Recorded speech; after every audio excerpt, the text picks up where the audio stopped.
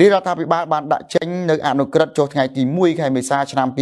2025ស្ដីពីអត្តសញ្ញាណប័ណ្ណសញ្ជាតិខ្មែរដោយមានចំណុចសំខាន់ចំនួន4ដែរទី1គឺអត្តសញ្ញាណប័ណ្ណសញ្ជាតិខ្មែរមានទម្រង់ជាសន្លឹកផ្លាស្ទិកនិងឬជាទម្រង់អេឡិចត្រូនិកបាទ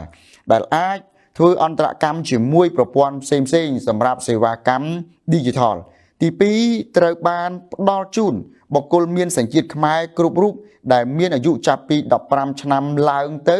រួមទាំងព្រះសង្ឃបុព្វជិតសាសនាជនជាប់ឃុំជនវិបលាសស្មារតី3គឺមានសុពលភាពរយៈពេល10ឆ្នាំចំពោះបុគ្គលមានអាយុចាប់ពី15ឆ្នាំដល់ក្រោម60ឆ្នាំ